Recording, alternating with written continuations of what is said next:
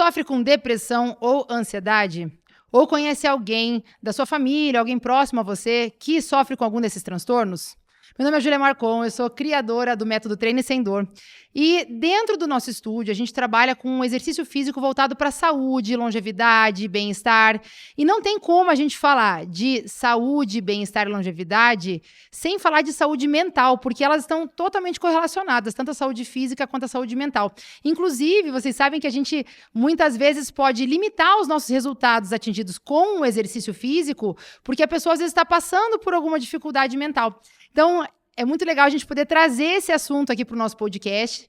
E a gente tem o prazer de trazer hoje a psiquiatra, a doutora Cindy Tanaka, que além de uma incrível psiquiatra, ela é uma amiga minha de longa data. Quem diria, né, Cindy, que lá quando a gente tinha 1 ano e meio de idade, a gente ia se imaginar hoje fazendo um podcast juntas. Então, para mim é uma alegria poder ter você como convidada, porque eu sei que não só a minha amiga, você é uma excelente médica, extremamente competente, com uma formação, né, invejável. Então, é muito legal ter você aqui. Seja bem-vinda.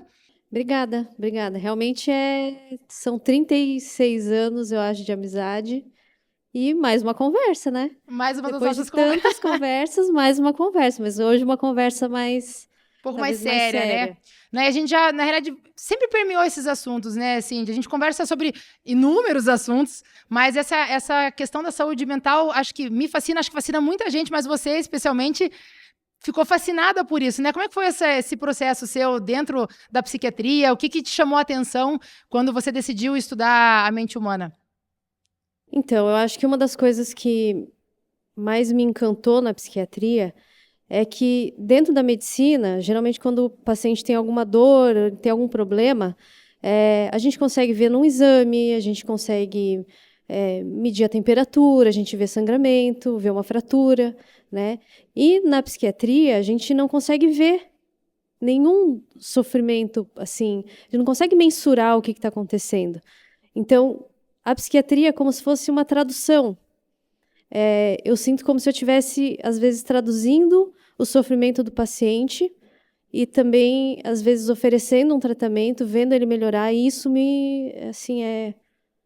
é muito fascinante. Dentro do mundo do exercício, acho que isso, realmente, as pessoas chegam para mim também com muita dor, limitação, e realmente você vê esse processo de melhora e vê uma pessoa que tem uma vida mais, né, a gente fala bem-estar, longevidade, saúde, você vê que você alcança isso através de um processo, né, oferecido tanto por você dentro desse campo da saúde mental e eu na saúde física, né, e realmente é muito satisfatório mesmo, é um processo que me emociona, assim, sabe, é muito legal, né, eu imagino que você tenha depoimentos incríveis, né, de pessoas que passaram pelos tratamentos e que conseguiram ter uma vida com menos, sofrendo menos, né?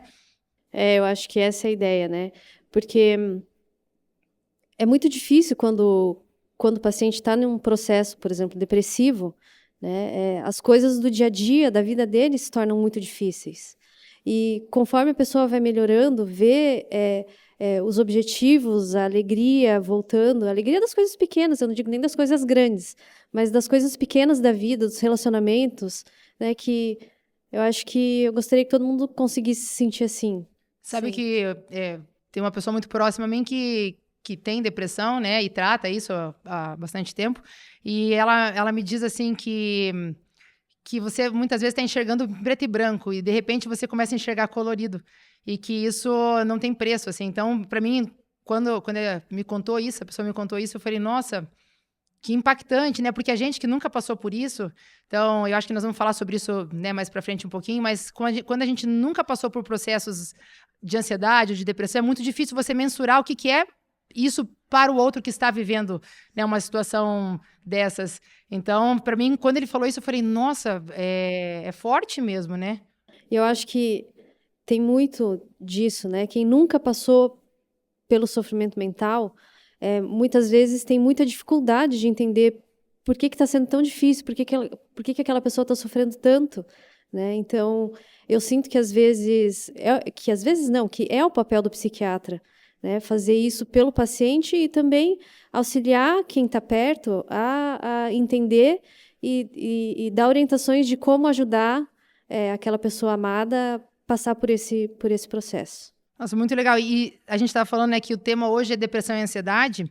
E eu pesquisei algumas informações sobre o assunto, né? E, nossa, as estatísticas são muito grandes, né? Do número de pessoas que são acometidas, né? Por esses transtornos. Então, assim, a OMS identificou que 1 a cada 8 pessoas, elas vivem com a doença, né? Ou transtorno com doença ou transtorno mental no mundo. E que ansiedade e depressão são as mais comuns e chega a representar 60% dos casos. É muita gente e é uma incidência muito grande. E, assim, nunca se viu falar tanto hoje em dia, acho que com o advento das redes sociais, se fala muito, né, em depressão e ansiedade, mas mesmo assim, ainda tem, eu vejo, assim, muito paradigma a ser quebrado, muito estigma, né, são doenças muito estigmatizadas. Então, para a gente começar, assim, eu queria que você falasse um pouquinho primeiro, vamos começar, né, uma coisa de cada vez. O que é depressão? Então, a depressão é um transtorno, é uma doença, né, psiquiátrica, em que o paciente tem talvez 2 sintomas que são pilar. Um deles é a tristeza, né, e o outro sintoma que não é tão conhecido, mas que é tão importante quanto a tristeza, é um sintoma que se chama anedonia. Nossa, eu nunca tinha ouvido falar. Anedonia é a ausência de prazer. Então, a pessoa pode estar se sentindo triste, mas ela também pode estar com dificuldade de sentir alegria nas coisas básicas da vida. Então, a pessoa não tem prazer nas coisas que ela está fazendo. E são coisas diferentes. A gente não para pensar que sentir tristeza é diferente de não conseguir sentir alegria. E esses são os 2 sintomas principais da depressão. Nem todo paciente... Às vezes tem paciente que chega no consultório e fala assim, doutora, eu não me sinto triste, eu não tenho vontade de chorar, não me sinto melancólico, mas parece que a minha vida não tem mais graça. Nada que eu faço me dá alegria como dava antes, né? Então, isso é muito importante. E, além desses sintomas, a gente tem outros sintomas que constituem o quadro. Então, desânimo, sentimento de culpa, sentimento de inutilidade, desesperança, alterações do sono, alterações do apetite, né? Então, alterações, às vezes, de concentração, de memória, dificuldade de executar tarefas. Então, são vários sintomas que constituem o quadro que a gente chama de transtorno depressivo. E já que você falou ali, já vou pegar esse gancho, você falou de tristeza, né? Então, você estar triste, necessariamente você está depressivo, existe uma, tipo assim, então, porque tristeza me parece algo que a gente sente durante nosso dia a dia, nossa vida, são emoções que permeiam a nossa rotina. Mas como que eu sei que é uma tristeza normal ou que é uma tristeza que eu tenho que ficar um pouco, falar assim, nossa, isso aqui tá diferente, como que funciona isso? Então, é muito importante, porque se a gente for pensar, todo mundo sente tristeza, né? Isso faz parte do nosso rol de emoções, e a gente sente tristeza quando alguma coisa dá errado, né? Quando a gente tem alguma frustração, isso é normal. Só que na depressão, os pacientes relatam que, assim, há pelo menos 2 semanas, teoricamente, né? Mas há várias semanas, eles vêm sentindo tristeza que eles não sabem exatamente o motivo. Então, você tem uma tristeza que você não sabe o motivo e você se sente triste na maior parte do dia, isso é diferente de uma tristeza porque você brigou com o seu namorado, porque você foi demitido do seu emprego. Sim, de uma coisa também que me passou agora pela cabeça, porque eu não sei, eu hoje em dia sou uma pessoa bem mais atenta aos meus sentimentos, às minhas emoções, mas eu antigamente era uma pessoa que me atropelava, assim, eu não percebia. Então, pode acontecer muitas vezes da pessoa, ela estar triste, mas ela nem se perceber triste, porque assim, porque eu vejo que a dinâmica da vida da gente às vezes é muito corrida, de acordar, né, acorda cedo, trabalha, tem filhos às vezes em casa, e eu acho que existe uma tendência de tirar a gente desse lugar de se perceber no nosso dia a dia. Então, me parece que às vezes por isso que talvez pode parecer algo camuflado, né? Às vezes a doença está camuflada por essa falta de atenção aos nossos sentimentos, assim. Sim. E se a gente for pensar, né? Daí eu posso dizer que na nossa época a gente não recebeu um tipo de educação com relação às nossas emoções. Nada. Isso é uma coisa muito recente, né? E até fiquei pensando que o filme Divertidamente é um filme que as crianças estão assistindo e muitos adultos também gostam, porque é o tipo de educação que a gente não teve, né? Entender o que você está sentindo. É uma pergunta muito difícil para muitos pacientes super difícil responderem. Assim, mas o que você está sentindo? Eu não sei. É como se a gente colocasse num saco as emoções negativas e no outro as emoções positivas, como se tudo fosse a mesma coisa. Como se sentir tristeza, sentir raiva, sentir angústia ou sentir tédio fosse a mesma coisa que sentir tristeza, e não é. Então, sim, eu acho que a gente vive num mundo que dificulta a nossa percepção do que a gente está sentindo, mas eu também acho que a gente recebeu pouca educação com relação às emoções. Eu sei que as escolas hoje em dia têm até inserido isso dentro do currículo, né? E acho super válido mesmo, porque eu passei por esse processo. Outro dia foi bem interessante que dentro, né, dos meus processos de autoconhecimento, de também fazer terapia, né, a gente vai falar também um pouco mais sobre essas ferramentas que podem nos ajudar nesses processos, né, de entender um pouco mais o que está acontecendo dentro da gente. Mas esses dias eu me percebi tendo raiva. E talvez era uma coisa que passaria muito batido. E outro dia eu percebi ela chegando. E eu brinco que existe uma janela entre você sentir e agir, né? Sim. E se você começa a perceber essa janela, você começa a entender que talvez a tua reação àquele sentimento pode ser diferente do que costuma ser, né? Sim. Então, eu acho que essa educação realmente emocional é uma coisa super relevante, ainda mais para a sociedade hoje em dia, como a gente tá sofrendo muito com isso, né? Sim. Com a depressão e com a ansiedade. Isso é uma coisa que realmente dificulta, às vezes, sabe? A procura a um profissional, seja um psiquiatra, seja um psicólogo, né? Porque as pessoas demoram para entender o que elas estão sentindo e entender o que está acontecendo. E às vezes poderia posterga uma coisa que poderia resolver antes e ter uma ajuda profissional antes, né? Sim. Sim, antes da gente entrar no que é a ansiedade, eu queria falar um pouquinho de um dos nossos apoiadores, que é o pessoal da Toso Bebidas. E hoje a gente tem aqui, né, a água mineral deles, que é bem legal, que eles distribuem aqui na nossa região, na região de Santa Catarina também. Então, essa Mamba Water é uma água que é do Pedro Scooby e da Letícia Buffoni, e ela tem toda uma parte sustentável da questão do alumínio, que o alumínio é bem mais sustentável e bem mais fácil de reciclar do que o plástico. Então, é uma água bem gostosa, diferente, tem água com gás e a sem gás. E eles têm também esse suco Mito, que é um suco de fruta natural, 100% de fruta. Tem suco de maçã, de uva. Ele é um suco bem gostoso, de verdade mesmo. Os melhores estabelecimentos aí de Cascavel e da nossa região já tem para vender. No Brasil tem vários lugares que revendem, né? Mas na nossa região quem é responsável pela distribuição é o pessoal da Toso Bebidas. Eles também são responsáveis pela distribuição da Heineken, né, e da Amstel, mas a gente aqui, eu brinco assim que a gente é um podcast de saúde, longevidade, então, infelizmente, Cindy, não vai ser o dia para eu te oferecer uma cervejinha, né? Hoje a gente está na base da água mesmo, mas queria aqui agradecer ao Henrique, né, por estar apoiando o nosso projeto e também por oferecer aqui, né, produtos de tanta qualidade aqui na nossa região. Então, isso é muito, muito legal. Todo mundo ganha, né? A nossa região ganha, o Henrique, enfim, é muito bacana.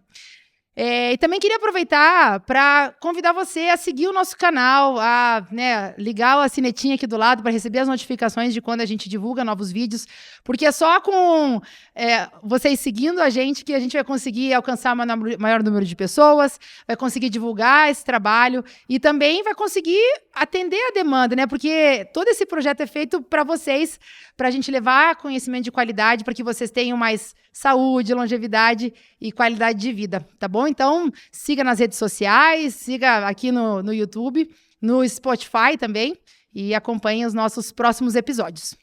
Voltando então, Cindy, vamos falar agora então sobre ansiedade. Então, a gente está falando sobre que tristeza não é estar triste, não necessariamente, né, é um diagnóstico de depressão, mas pode ser um indicativo, né, de que dependendo da frequência que você sente, de como você sente isso, de que você precisa de alguma ajuda. E a gente vai falar um pouco de ansiedade, porque interessantemente eu sempre achei que depressão e ansiedade eram coisas bem diferentes. E dentro das nossas conversas, das inúmeras conversas, um dia você me relatou que elas são mais parecidas do que a gente imagina, né? Então eu queria que você explicasse, então, o que é a ansiedade, né? E como ela se manifesta. A ansiedade, então, ela também é um transtorno do humor, assim como a depressão.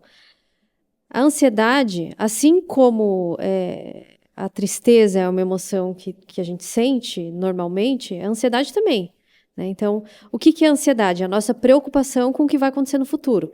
Eu tenho que ter ansiedade, porque se eu não me preocupar com o horário que eu vou chegar aqui para gravar o podcast, eu vou me atrasar, né? Se eu não me preocupar se eu tenho ou não tenho comida em casa, eu vou estar com fome e daí eu vou ter que plantar o milho, esperar o milho crescer, eu vou morrer de fome. Sim. Né? Então, a gente tem que ter ansiedade, essa preocupação com o futuro. Só que, quando a gente fala de transtorno de ansiedade, a gente está falando sobre uma ansiedade que é patológica. Então, geralmente, o que os pacientes relatam? Eles relatam uma preocupação excessiva com coisas que racionalmente não fazem sentido. Então, coisas muito pequenas trazem uma preocupação muito grande. E o paciente com uma ansiedade patológica, geralmente, ele tem um pensamento muito no futuro, né? Só que o futuro do paciente ansioso não é um futuro bom, porque se fosse um futuro bom, ele ia ficar animado, né? Sim, ele fica transtornado na realidade, Sim, né? o futuro que ele projeta é um futuro catastrófico. Então, ele não imagina que pode ser bom, pode ser ruim. Não, ele imagina que vai dar tudo errado e é o pior cenário possível. Né? Então, eu costumo dizer que o paciente ansioso é como se fosse o cérebro de alguém vivendo na guerra. Tá? Por quê? Na guerra, eu acho que é um dos piores cenários possíveis, se a gente for pensar em medo, em preocupação com o futuro e de sobrevivência. Né? A pessoa que está na guerra, ela consegue dormir, descansar e dizer assim, agora eu vou esquecer do mundo que está ali fora. Não pode. Né? Ele tem que dormir com o olho aberto e com o outro fechado, porque ele tem que ouvir o primeiro barulho estranho, porque pode ser uma bomba. A pessoa que está na guerra, ela pode pensar assim, agora eu não quero mais saber dos problemas, eu vou sentar aqui na minha cadeira Herman Miller e vou descansar. Não pode. Por quê? Porque a pessoa tem que estar atenta a tudo que está acontecendo. Então, o cérebro da pessoa ansiosa é um cérebro que está sempre preocupado com o que vai acontecer. Então, a pessoa tem muita dificuldade de relaxar. Nos momentos em que ele fala, tem gente que fala assim, doutora, eu achava que o problema era o meu trabalho. Então, eu saí de férias. Fui para a praia. Cheguei na praia, eu me sentia como se eu estivesse trabalhando. Interessante. Como se eu não conseguisse relaxar, como se eu não conseguisse descansar. Então, a pessoa tem dificuldade de relaxar quando tem oportunidade, tem a sensação de estar tenso fisicamente, né? Ou até mesmo uma tensão mental o tempo todo. A alteração do sono também é muito comum, alteração do apetite, dificuldade de concentração. Né? Alguém que está ansioso, eu costumo dizer para os pacientes, você imagina alguém que está no meio da guerra, pensando assim, agora deixa eu me concentrar aqui no meu livro. Não, a pessoa não vai conseguir ler. Né? Então, uma pessoa que está ansiosa, pessoa que também tem dificuldade de concentração, de memória. Sabe que você falou uma coisa, já só puxando um gancho com relação ao exercício físico, né? Você sabe que quando a gente está nesses estados, assim, nessa ideia da guerra, você me falou da guerra, me veio. Então, a gente tem o sistema nervoso, é como se ele estivesse realmente nervoso, né? É como se ele estivesse realmente pronto para a guerra. E isso, pessoas que têm dores crônicas, muitas vezes, eu trabalho, né, lá no estúdio, pessoas que têm dor. Então, a pessoa que está nesse estado é uma pessoa que tem o sistema, os nervos dela na periferia, né? São nervos que eles estão alertas, assim. Então, são pessoas que muitas vezes sentem mais dor ainda do que talvez deveriam sentir, porque elas estão num estado de nervos à flor da pele, né? De excitabilidade, né? Então, até a circulação sanguínea, ela tá uma circulação sanguínea mais centralizada, assim, né? Porque tá, num estado de luta ou fuga, né? Aquele estado onde a pessoa, ela tá preparada para o pessoal diz, né, que é o estado onde antigamente os homens da caverna eles ficavam quando eles iam matar um animal, saíam lá para uma aventura, depois voltavam, mas eles voltavam para esse lugar de normose, né, de equilibrar esses nossos humores, né? E acontece que nos dias de hoje o problema é que a gente entra num estado desse e fica para sempre, né? Como se você estivesse como você falou, né? Constantemente nesse lugar. E isso traz prejuízos de várias formas, porque daí, além da pessoa que tem dor, né, ter mais dor, vocês sabem que hoje em dia tem alguns estudos da neurociência que aponta de que se você está nesse lugar onde você pode entender até o exercício como uma ameaça para você. Então, esse exercício físico, ele é algo que não está me fazendo bem. E a gente tem vários hormônios que são liberados pelo exercício, hormônios que são muito bons, mas que nesse estado pode acontecer de não liberar esses hormônios. De esses hormônios serem bloqueados, porque a maneira que você enxerga aquele exercício é como se fosse algo nocivo. Não você de uma forma consciente, mas o seu cérebro enxerga aquilo e fala, eu não estou conseguindo nem lidar com o que está acontecendo aqui dentro, isso aí é demais para mim. E, às vezes, se a gente não tem a sensibilidade, né, de olhar para esse cliente, para esse paciente e entender que isso está acontecendo, a maneira com que a gente vai inserir o exercício físico numa pessoa que está nesse sofrimento, né, com certeza vai ser bem diferente. E tem que ser bem diferente. Até esses tempos atrás eu estava com um cliente que ele chegou nesse lugar, uma ansiedade absurda, claro, com tratamento, né? Já estava passando com tratamento, mas uma ansiedade muito grande. E imagina se o exercício já fosse algo que ele tivesse que mais uma coisa para ele lidar. Né? Ele já tinha que lidar com já medicação, com terapia, com a vida que já é exaustiva, com o trabalho que já tem uma demanda grande. Daí mais uma coisa para ele lidar ia ser, nossa, era demais para ele, e não ia ser legal. Então essas formas de inserir o exercício também fazem toda a diferença, assim, para uma pessoa que chega nesse estado, né? Só trazendo esse adendo, eu sei que a entrevistada é a Cindy, mas eu acho bem legal trazer isso. Isso é muito importante, né? Você entender que nem todo mundo funciona da mesma forma, né? Que cada um tem uma indicação específica de como fazer o exercício, que não existe um protocolo que você vai seguir para todo mundo que entrar na sua academia, assim como eu, como psiquiatra, não tenho um protocolo que vai funcionar para todos os pacientes, independente do diagnóstico dele, né? Então, acho que essa é a ideia, né? Entender muito além de um diagnóstico ou de uma prescrição de exercício, entender o que aquela pessoa precisa. E daí, dentro dessa questão do paciente, então a gente estava falando que depressão, nem sempre uma tristeza é depressão, né? Tipo assim, que a gente tem que começar a entender essas diferenças. Então, nem sempre uma preocupação também é uma ansiedade. Então, você estar preocupado faz parte da vida, mas não necessariamente é um transtorno de ansiedade. Exatamente. Então, por exemplo, assim, digamos que eu esteja prestes a fazer uma prova de vestibular, né? Naquela noite que antecede a prova, é claro que eu não vou dormir como na noite depois que eu fizer a prova de vestibular. Então, é normal eu sentir preocupação, é normal eu sentir ansiedade, dependendo do estímulo a que eu estou sendo submetido, né? Ao contexto em que eu estou inserido. Então, preocupação é normal, todo mundo tem que sentir preocupação, todo mundo tem que sentir ansiedade. Agora, de novo, a intensidade com que isso acontece e a frequência com que isso acontece é que vão determinar se isso se trata de um transtorno ou não. Se isso gera um prejuízo, tipo, na minha vida, assim, se isso está gerando um prejuízo, tem que começar a observar. Legal. Viu, Cindy? E pode acontecer depressão e ansiedade ao mesmo tempo? Tipo, a pessoa pode ter depressão e ansiedade? Sim. Essa comorbidade que a gente fala quando duas doenças acontecem juntas, né? Então, a comorbidade entre depressão e ansiedade é bastante comum, né, a gente observar. E também, às vezes, um quadro ansioso levando a um quadro depressivo, ou um quadro depressivo que evolui para um quadro ansioso. Então, sim, existe essa possibilidade de a pessoa ter um transtorno depressivo ansioso, ter essa comorbidade, essa combinação. Cindy, então a gente convive primeiro a gente tem que se observar, mas a gente também convive com outras pessoas, a gente observa, e é mais fácil muitas vezes a gente observar no outro do que observar em nós mesmos, né? Que sinais que a gente tem que observar nas pessoas que podem apontar para uma depressão, para uma ansiedade, para algo que seja um transtorno, que não seja algo comum? Porque também, né, a gente tem muita gente próxima da gente que sofre com essas comorbidades, né? E já aconteceu comigo também, de uma pessoa da minha convivência, de passar um tempo, e eu percebi que essa pessoa, ela estava mais triste, ela estava sem alegria muito pela vida, mas assim, para mim que era uma coisa normal, a vida é corrida mesmo, né? E um dia essa pessoa chegou e falou assim, nossa, sabe que eu acho que eu tô depressivo? E eu falei, nossa, não tinha nem percebido, né? Então, o que a gente tem que observar, né, nas pessoas ou em nós mesmos para começar a ajudar nesse processo?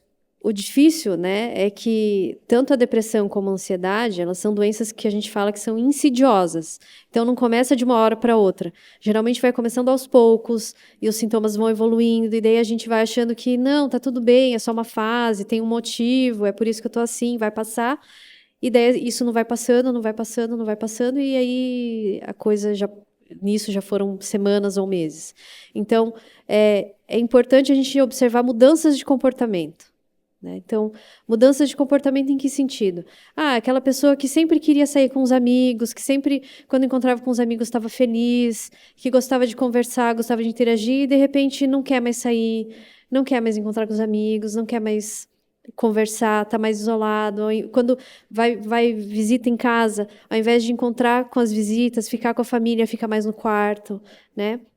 aquela pessoa que sempre estava empolgada com os projetos e que nunca reclamava para ir trabalhar, assim, sempre com ânimo para fazer as coisas, de repente começa a se queixar de muito desânimo. Alterações do sono são muito frequentes. Às vezes, as alterações do sono são o motivo que leva os pacientes a procurarem ajuda, né? Tanto insônia como sono demais, né? Cansaço demais, a sensação de estar muito cansado. Então, são essas mudanças, às vezes, no comportamento das pessoas que a gente tem que se atentar. Porque, como a gente estava falando, dificilmente, às vezes, a pessoa vai chegar e falar assim, olha, eu estou percebendo que eu estou triste. Né? A gente vai notando pelo comportamento no dia a dia. A gente teve bastante perguntas, inclusive eu quero agradecer aí quem mandou pergunta lá no nosso Instagram, mas tivemos algumas perguntas sobre criança e adolescentes, mas acho que vai no mesmo caminho, né, assim, de tipo, os pais têm que estar sempre bem atentos, assim, a mudanças de comportamento dos adolescentes e das... Claro que existem mudanças que também são difíceis, porque a adolescência, né... É uma fase que muitas mudanças. Que tem muitas mudanças, mas assim... existem esses padrões esses comportamentos que você falou, que talvez são algo que pode chamar mais atenção, né? E outra coisa, assim, que eu acho que é importante e que muitas vezes, no caso de crianças e adolescentes, que é o que chama atenção, que são dores que não têm uma justificativa. Dor de cabeça, dor de barriga, dor de estômago, náusea, queixas inespecíficas ou até dores musculares, né? Tanto nos adultos como nas crianças e adolescentes também, principalmente em criança e adolescente. Interessante. Gente, você falou em dores, não tem a ver com esse nosso assunto, mas eu quero falar para vocês do outro apoiador que a gente tem aqui no nosso podcast, que é o pessoal da Coeris Corporativo, que eles são representantes das cadeiras Herman Miller aqui no Paraná. E são essas cadeiras que a gente está sentado. Tá boa essa cadeira, Cindy? Nossa, excelente. Maravilha! Essas cadeiras aqui, elas são cadeiras premiadas, elas são cadeiras americanas, com 12 anos de garantia, e elas garantem a questão da ergonomia para a gente, pelo menos, se tem um estresse, se o trabalho já é estressante, que a postura não seja algo estressante para as pessoas, né? Que o cérebro tenha que lidar só com o estresse do trabalho mesmo e não tenha que lidar com o estresse de estar numa postura desconfortável, porque isso também pode acarretar em dores lá na frente, né? Então, essa cadeira que a gente está sentada é a cadeira Aeron, é uma cadeira que foi premiada pela Forbes, o Jô Soares usava, o William Bonner usa. Então, assim, só gente de gabarito aí que usa essas cadeiras. Então, são cadeiras muito longevas também, porque elas têm né? Seu pai comprou uma cadeira dessa, né, Cindy? Sim, há 20 anos atrás. Há 20 anos atrás. Então, são cadeiras realmente que têm uma durabilidade muito boa. Essa que eu estou sentada aqui é a Cosme. É uma cadeira linda, com design bem confortável. Então, fica aqui o convite, né? A Coeris está abrindo as suas portas aqui na cidade de Cascavel. Fica aqui o convite para vocês virem conhecer a loja, conhecerem os produtos e realmente investir, né? Quem trabalha sentado, gente, tem que investir em cadeira, porque isso aqui garante, né, uma longevidade que você vai ter aí no seu trabalho, tá bom? Agora voltando voltando à nossa temática, uma das coisas que, à medida que eu fui perguntando para as pessoas sobre curiosidades com relação à depressão e ansiedade, né? Pessoas que já passaram por esse processo, elas comentaram comigo da questão da invalidação da doença pelas pessoas que estão ao redor, da questão de perder muitos amigos, porque é uma pessoa que está muito em sofrimento, né? Ela está sofrendo muito. Então, inclusive, uma pessoa me falou assim, olha, as pessoas falavam para mim, isso é falta de Deus no seu coração, ou falava assim, isso é preguiça, levanta e vai trabalhar, levanta da sua cama, se esforça aí lá para você vai fazer exercício físico, Você tem que ser grato por tudo que você tem. Como assim, né? Que essa ingratidão. Olha a sua vida, olha a vida que você tem. Como é que você não é grata a tudo isso que você tem? Você fica aí o dia inteiro deitado. De que forma que isso atrapalha no processo? E como que a gente pode olhar com mais empatia para essas pessoas? Porque, no final das contas, talvez é um processo que a gente tem que passar como sociedade, né? De talvez ser um pouco mais empático com o próximo. Porque eu acho que hoje em dia a gente está tão focado na produtividade, no que a gente tem que fazer, que me parece que a gente perde um pouco... a gente fica muito esperando que o outro seja como nós e esquece que o outro tem uma vida que a gente não sabe nada do que está passando naquela cabeça, naquele coração. E que isso... Né? Às vezes a pessoa está passando por um sofrimento, não tem ninguém com quem contar e vai alguém lá e reforça isso de forma negativa, né? Eu acho que assim, talvez quem nunca passou por isso tenha a sorte de não saber como é, né? Mas eu acho que a gente não precisa ter passado por isso para entender que o outro está em sofrimento. isso vai muito numa coisa que é muito importante dentro da psiquiatria, que é a psicoeducação. Ensinar tanto o paciente como a família o que está acontecendo, como as pessoas, de maneira geral, né? Hoje a gente está fazendo uma psicoeducação aqui, acho, isso, né? Isso é uma forma de psicoeducação, né? Para as pessoas entenderem o que são os transtornos mentais, como que é o sofrimento da pessoa, só que aquele sofrimento invisível, como a gente estava falando, né? Se a gente visse... Não tem um corte, né? Não sangra. Se a gente visse alguém sangrando aqui, a gente ficaria muito impactado. Mas, às vezes, tem alguém do seu lado que está correndo um risco de vida, talvez muito maior do que aquele que está sangrando, e a gente não consegue ver, né? Então, eu entendo que muitas pessoas não fazem essa invalidação de propósito.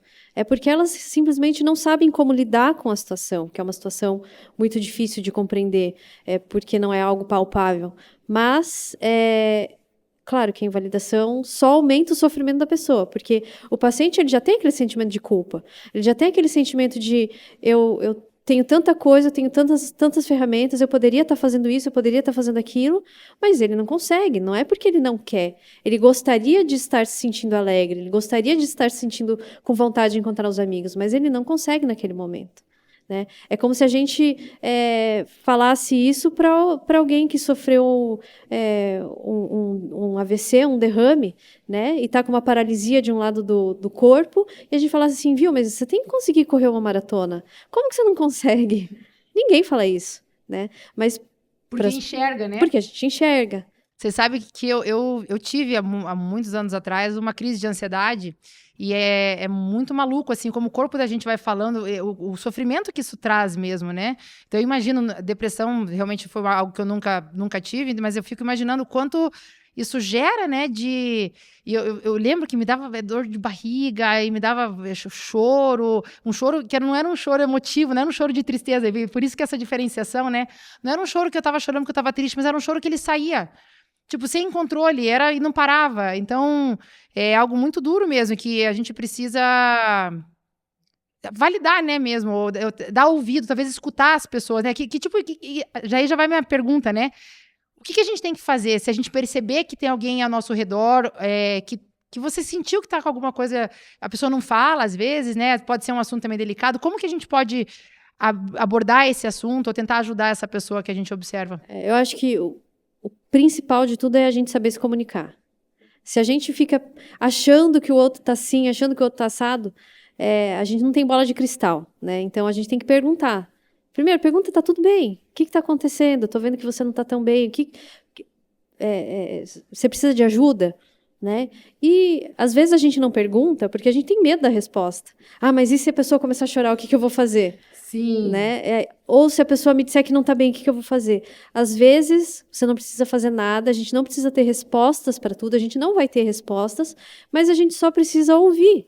Às vezes a pessoa só quer falar, a pessoa só quer ser escutada. As pessoas falam mesmo, assim, tipo assim, quando você pergunta para alguém que não está bem, ela fala que ela não está bem, porque eu fico pensando também, às vezes, será que você perguntar para essa pessoa, ela vai, tipo, não quero incomodar, não vou falar? Eu acho que não custa tentar. Não custa também, tentar. Né? Pode ser que a pessoa não se sinta à vontade de falar na primeira vez com naquele momento, né? Mas talvez você perguntou, depois outra pessoa perguntou, poxa, 2 pessoas perceberam que eu não estou bem, será que eu não estou bem mesmo? Né?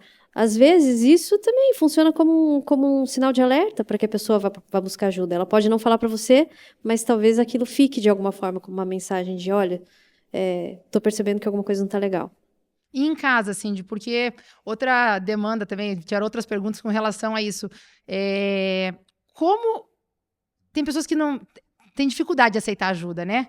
E para mim chegaram mulheres falando dos maridos. Eu acho que o homem, não sei se de maneira geral, me parece que a mulher busca mais ajuda, assim. Vai no psicólogo, vai na terapia, né, busca. E parece que o homem tem mais dificuldade de falar sobre os sentimentos, sobre ser vulnerável, né? Porque acho que isso coloca ele num lugar de vulnerabilidade, né? Como fazer esse processo? Então, você vê que a pessoa está precisando de ajuda, você vê que ela não tá legal faz tempo, mas às vezes ela se recusa, você já falou uma vez, né? Falou assim, tá diferente, e a pessoa se recusa. Como fazer esse processo de fazer essa pessoa buscar ajuda? Olha, é que talvez até chegar no consultório do psiquiatra, muitas vezes essa pessoa já passou por várias outras especialidades, né? Então, são pacientes que às vezes já foram no gastro porque estavam com uma dor de estômago e que não tinha uma causa orgânica, ou que foi no cardiologista porque estava com uma palpitação e daí não tinha uma causa. E daí esses médicos falam assim, olha, talvez você deveria procurar o psiquiatra. Não, mas eu procurar o psiquiatra, não. É que né? existe um estigma do psiquiatra, né? Que a gente. Acho que isso talvez das pessoas mais velhas, não sei, assim, se as pessoas, a geração mais nova vem. Sim, eu acho que as coisas estão mudando. Estão mudando, né? Porque antigamente era coisa de maluco, né? Sim. Só gente doida ia no. Sim, hoje em dia Quem as que pessoas... não é doido, né, gente? Não sei. Ou quem é normal, né? Quem é normal no final das contas, né? O que é ser normal? Eu acho que hoje em dia, sim, as pessoas estão tendo um olhar muito maior para a saúde mental, tanto os homens como as mulheres, mas ainda é um assunto delicado. Né? Ainda é difícil para muitas famílias ou muitos casais conversarem sobre o que está acontecendo. Né? Sem que isso acabe numa briga ou num apontar de dedos, assim, mas é porque você fez isso, porque você não faz aquilo. Né? Então, eu acho que a comunicação é a chave de tudo, sempre. Né? Então, conseguir se comunicar, conseguir ter uma conversa aberta, estou preocupado com você, o que está acontecendo, talvez tentar ouvir mais do que apontar o que você está vendo, né? Então, o que está acontecendo? E conseguir ouvir, porque a gente não consegue ouvir. Hoje em dia é muito difícil. A gente acha que a gente está escutando, mas na verdade a gente não está. Se comunicar, né? É difícil, né? É. Você falou uma coisa, um ponto bem importante, assim, essa ideia da comunicação, porque ainda mais em casal, né? Porque a gente está falando assim, claro que amizades muito próximas, você pode também ter essa liberdade de chegar e ter essa conversa, né? Às vezes um colega de trabalho mais próximo também, mas geralmente na família é onde a gente mais percebe, talvez, essas mudanças, ou convive muito, né? Mas como a gente entra nesses estados automáticos de conversa, que daí uma conversa que era para ser produtiva e para caminhar nesse lugar acaba virando um apontar de dedos que, no final das contas, não leva para esse lugar de ajuda, né? E daí a pessoa fica numa postura defensiva, né? O que dificulta. Então, às vezes é um misto de várias dificuldades que vão aparecendo. Dificuldade no trabalho, dificuldade no sono, dificuldades no relacionamento, que acabam fazendo com que a pessoa perceba, opa, alguma coisa não está legal. Esse sono é um ponto bem importante pra gente observar, né? Assim, em termos, se você tá tendo disfunção no seu sono, se não dorme, não consegue acordar descansado, não dorme bem, acho que são coisas importantes a você buscar ajuda de alguma forma. Nem que seja primeiro num médico que trabalhe com sono, para depois, quem sabe, esse médico encaminhar por um psiquiatra, porque para tudo, gente.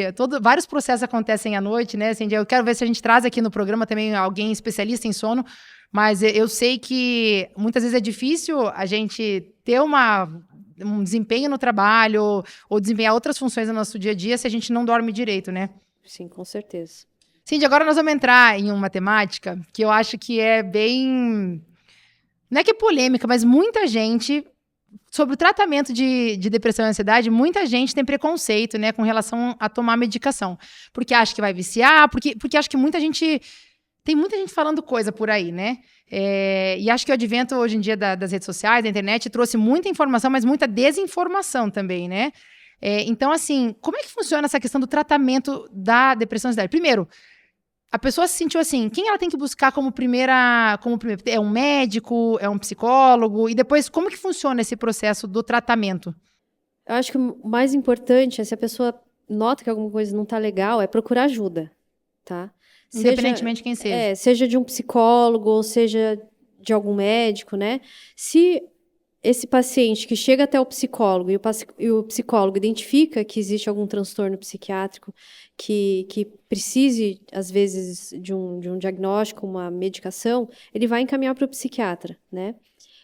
E o psiquiatra, se notar que existe indicação de encaminhar para o psicólogo, também vai fazer a mesma coisa. Então, acho que esse é o primeiro passo. Depois da consulta psiquiátrica, né, se a gente chega num diagnóstico, e os diagnósticos na psiquiatria, diferente de outras especialidades, que a gente faz exames que mostram, essa alteração significa isso, esse exame de imagem mostra isso, na psiquiatria os diagnósticos são clínicos, ou seja, eles são feitos através da conversa, dos sintomas que o paciente está relatando ou que o médico está observando. Então, não tem nenhum exame que a gente vá fazer que vá mostrar que é transtorno XYZ, tá? Então, a consulta na psiquiatria é uma coisa muito relevante. E o tratamento, existem vários estudos mostrando, né, que no caso de transtorno depressivo, por exemplo, a combinação de medicação com psicoterapia é muito superior à psicoterapia isolada ou à medicação isolada. Então, as duas coisas juntas são muito superiores em termos de resultado, tá? Quando a gente está falando em medicação para tratar a depressão, é principalmente o antidepressivo. O que eu costumo dizer para os pacientes? Antidepressivo não é pílula da felicidade, né?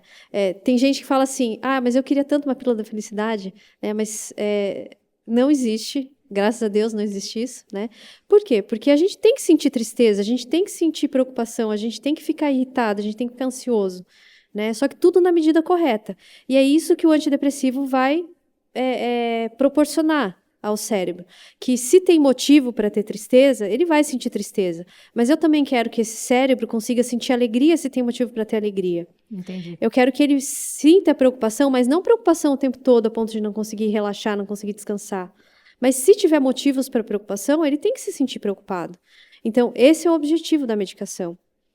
E a medicação, que é o antidepressivo, que é o tratamento da depressão, ele também é uma medicação que trata a ansiedade. Então, naqueles casos que a gente falou de comorbidade, em que existe um quadro depressivo junto com um quadro ansioso, o antidepressivo vai tratar as duas coisas, o que é uma vantagem, né? Com certeza. Mas assim, eu vejo também que as pessoas se preocupam muito com os efeitos colaterais, que também, eu não sei, hoje em dia a gente tem caminhado, a ciência tem caminhado de forma, me parece, rápida em direção a achar ferramentas cada vez melhores para ajudar nos processos, né? E não sei, me parece que tem uma gama hoje em dia de medicamentos, assim, também com mais opções, que antigamente era mais restrito, assim, com relação a quais remédios você tinha para te ajudar, né? Sim. Agora me parece que tem mais opções, né? Então, uns que talvez se encaixe melhor para umas pessoas, que encaixe melhor para outras. E é isso que a gente estava falando, não existe um protocolo, uma fórmula de bolo, depressão, o tratamento é esse, né? Não, tudo vai depender muito do paciente e às vezes até dos sintomas que aquele paciente tem, porque tem paciente que chega no consultório com depressão e que tem insônia, né? Para aquele paciente, talvez, uma medicação que é um antidepressivo, que tem como efeito colateral dar sono, para ele talvez vai ser bom. Uhum. Mas tem paciente que chega no consultório com depressão com muito sono. Então, para aquele paciente eu dar uma medicação que vai dar mais sono, não é interessante, né? Então, a gente tem várias opções hoje em dia de antidepressivo. Não significa que o mais novo é o melhor para todo mundo e não significa que aquele antidepressivo super antigo não deve ser utilizado nunca, que ele não é moderno. Não. Tem pacientes que se adaptam e é o papel do psiquiatra entender qual que é a melhor medicação para aquele paciente naquele momento, né? Então, a gente tem, sim, medicações que auxiliam no sono, tem medicação que vai tirar sono, tem medicação que, às vezes, pode aumentar um pouquinho o apetite, fazer ganho de peso, tem medicação que é neutra com relação a isso, né? Então, todas essas dúvidas, né, o paciente tem que trazer para o psiquiatra, e é papel do psiquiatra esclarecer tudo isso. E dizer, esse é um efeito colateral dessa medicação. Você tem que estar preparado para isso. Eu não posso mentir para o meu paciente, né? E dizer que antidepressivo vicia, isso não é uma verdade. Tá? Isso é uma preocupação que muitos pacientes têm. Chega e pergunta. Foi uma pergunta nossa lá no Instagram também. Todos os pacientes, assim, doutora, mas eu tenho medo, esse remédio vicia? Não. Antidepressivo não é um tipo de remédio que causa dependência. Existem outros remédios que, sim, causam dependência e que a gente, se for utilizar, vai utilizar por um tempo, né, em outros casos, mas não é o caso do antidepressivo. E se for o caso de a gente utilizar algum remédio que tem o risco de desenvolver dependência, eu vou ter que falar para o paciente, claro. E, então, não necessariamente eu vou ter que usar esse remédio pro resto da minha vida, assim. Porque tem isso também, né? Que a pessoa acha, eu vou no psiquiatra, ele vai me dar remédio. Tem pessoas que precisam, né? Tomar pra sempre, né? Mas existem casos, eu conheço casos de pessoas que também tomaram por um período, acharam outras ferramentas, porque me parece, não sei se faz sentido, assim, mas me parece assim, que você, digamos, você tá lá na tua vida, daí você não tá bem, não tá legal, buscou ajuda, começou a tomar uma medicação, mas você não fez mais nada pra mudar a sua vida. Tipo, você continua vivendo igual você vivia antes, não foi fazer terapia, não foi fazer nada, você só depositou no remédio todas as suas esperanças. Então, me parece que uma pessoa assim, a hora que você tira a medicação, ela continua inserida, ela não mudou nada do que ela fazia antes. Então, me parece difícil você tirar uma medicação de uma pessoa assim. Mas eu tenho a impressão, você me confirme até se eu estiver errada, mas assim, se a pessoa começa a buscar um autoconhecimento, começa a se perceber suas emoções, começa a evoluir, talvez não é um processo rápido, né? É um processo lento. Mas vai lá, vai fazer exercício físico, vai fazer uma yoga, começa a meditar. Às vezes ela começa a ter outras ferramentas que colocam ela no lugar de se perceber melhor e, quem sabe, ter mais controle sobre os seus pensamentos, sobre como sua cabeça funciona. Me parece que é uma pessoa que tem mais chances de ter uma retirada medicamentosa de sucesso, assim. Quando é a primeira vez que o paciente está tratando, geralmente a gente trata por 1 ano. Mesmo o paciente estando 100% bem, tem que continuar tomando essa medicação antes da gente pensar em tirar. Porque esse tempo que o paciente fica bem tomando a medicação, é como se a medicação estivesse reensinando os neurônios como que eles têm que funcionar. Para que daí, quando a gente tire o remédio, eles tiveram tempo para aprender como que eles vão funcionar sem o remédio. A gente tira e se o paciente fica bem, ótimo, né? Alta do tratamento. Quando é a segunda vez que o paciente está tendo um episódio depressivo, a gente tem que tratar por 2 anos. O paciente tem que continuar tomando remédio por 2 anos, mesmo estando 100% bem. Já se é o 3º episódio, a gente já considera que talvez não vale a pena tirar a medicação, e daí são esses casos que às vezes o paciente tem que continuar tomando medicação por tempo indeterminado. Mas como você falou, por isso o papel da terapia, né? Porque a nossa vida é uma interação complexa de vários fatores que a gente, às vezes, não tem o controle, né? Ao longo do processo de psicoterapia, o paciente vai conseguindo desenvolver novas ferramentas para lidar com problemas que vão acontecer na nossa vida. É inevitável, né? Então, ao longo desse ano que o paciente fica em tratamento medicamentoso e também em terapia, quando a gente tira a medicação, se ele fez a terapia, ele tem muito mais ferramentas para lidar com problemas que vão acontecer de maneira inevitável, né? Então, a chance de sucesso aumenta. Então, por isso que medicação mais psicoterapia é muito mais... resolutivo. Viu, Cindy, você tocou num ponto também que eu acho bem interessante, porque nesses bate-papos com as pessoas, eu escutei esses tempos atrás uma moça falando assim, porque... tô tirando minha medicação por conta, porque agora eu acho que eu tô bem, e daí é isso, né? A pessoa, ela toma a medicação, começa a se sentir bem, começa a se sentir melhor, e daí ela fala, então agora eu vou tirar. E eu sei que isso implica, às vezes, em consequências que não são tão legais, assim, você fazer a retirada de uma medicação por conta, né? Como é que funciona esse processo? O processo, digamos que o paciente completou 1 ano de tratamento, a gente vai analisar se é o melhor momento para retirar a medicação e a gente vai fazendo uma diminuição da dose, né? Cada remédio tem o seu tempo, a sua forma de fazer essa retirada. Às vezes, no processo de retirada da medicação, o paciente vai ter alguns sintomas, né? Porque é uma mudança para o cérebro. O nosso cérebro funciona por rotina. A cada 24 horas, ele tem que dormir 8. A cada 2 horas, ele pede comida. Ou pede uma diversão, né? Então, ele está acostumado, ao longo daquele ano, que a cada 24 horas tinha aquela medicação que ajudava ele naquele funcionamento.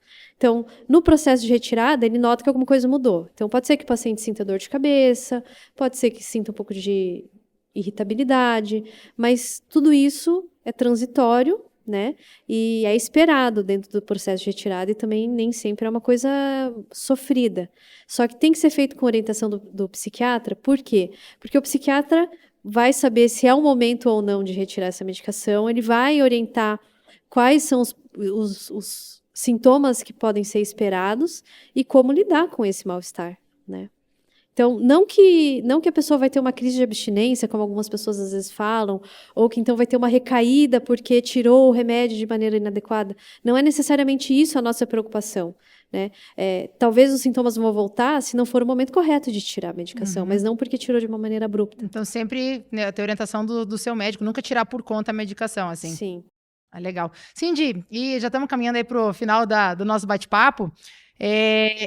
Você acredita nessas outras ferramentas? Eu acho que a psicoterapia realmente me parece um lugar incrível, assim, para para você conseguir realmente começar a ter essa percepção das emoções, dos sentimentos, e começar a lidar com o que acontece dentro da nossa cabeça, né?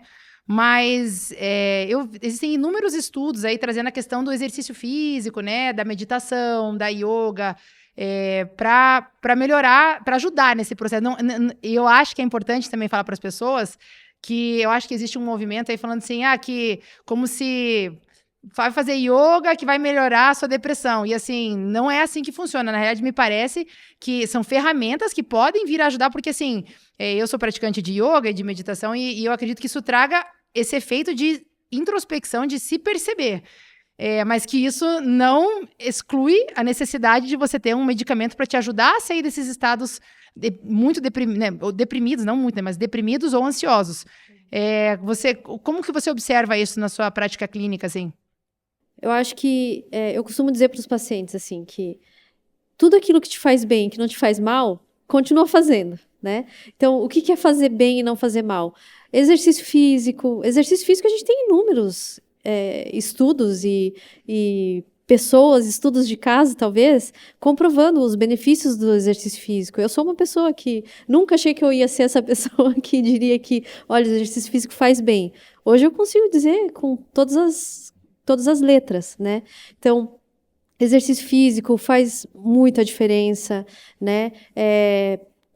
Acho que tudo aquilo que traz um autoconhecimento, como a meditação, como a religião, né? Relacionamentos positivos, tudo isso é muito protetor, a gente costuma dizer, né? Mas como você falou, em alguns casos, principalmente quando a gente está falando de casos de uma depressão, um transtorno de ansiedade, uma doença, isso que faz bem não substitui, às vezes, o tratamento, né? Então, uma coisa é você que não tem depressão, um dia você está um pouco desanimado e triste, você foi lá, fez um exercício e isso mudou o teu dia, né? Porque você não tem uma depressão.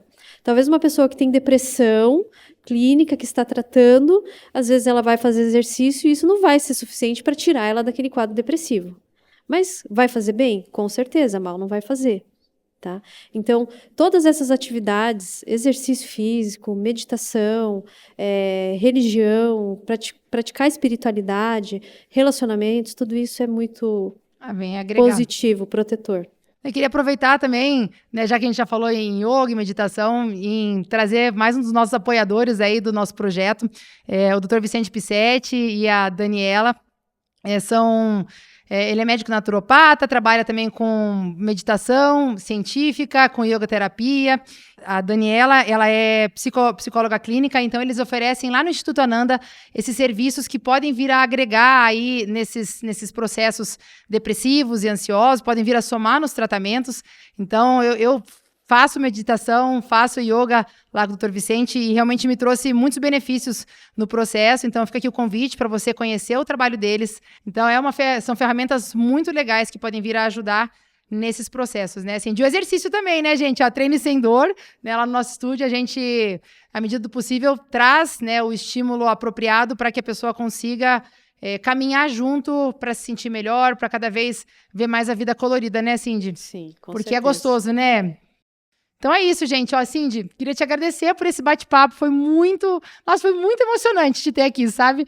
É muito legal ver, né, todo esse teu conhecimento aplicado, assim, e você trazer todos esses ensinamentos aí para as pessoas que estão nos assistindo. Eu tenho certeza que quando tudo sai do plano porque tem muita informação por aí, né? Quando a gente sai desse plano de informações e consegue materializar isso de alguma forma que faça mais sentido para a nossa vida, isso pode ser aplicado de forma mais assertiva, né? Então, a gente traz todas essas perguntas e respostas aqui para que as pessoas que estão nos assistindo possam utilizar isso para, quem sabe, ajudar uma pessoa que está sofrendo por perto, ou a si mesmo, né? Observar se isso não está acontecendo na sua vida. Então, o contato da Cindy, fala um pouquinho dos seus contatos, onde as pessoas te encontram, o seu Instagram de vocês, vai aparecer aqui na tela também, mas fale para o pessoal aí. Então, esse é o nosso Instagram e o nosso telefone, o WhatsApp também. Estamos à disposição, né? Eu atendo no consultório. E eu queria aproveitar para agradecer a oportunidade, né? Sempre é uma alegria conversar com a Júlia. E eu acho que esse podcast reflete muito é você, é a sua curiosidade, a sua sede por informação sempre. Então, eu tenho certeza que vai sair muita coisa boa por aí. Muito legal. Gente, aguardem os próximos episódios. Queria aproveitar já, agradecer do fundo do meu coração o Estúdio Veronese, que está fazendo a captura de áudio e vídeo, a produção e a edição dos episódios, né, do podcast. Se não fosse por eles acreditarem nesse projeto, ele não sairia do papel. E, de novo, fazer o convite para vocês. Gente, sigam aqui a nossa página do YouTube, sigam lá Treine Sem Dor. É Treine Sem Dor aqui no YouTube, né, e Treine Sem Dor lá no Instagram também, porque a gente vai trazer os trechos cortados da nossa entrevista lá, tem outras informações que eu trago lá no Instagram também, e eu tenho certeza que tudo que a gente trouxer aqui para vocês vai ser de muita valia para vocês conseguirem ter mais bem-estar, mais saúde e mais longevidade, que é o nosso objetivo aqui. Então, muito obrigada pela audiência de vocês e até a próxima. Um beijo.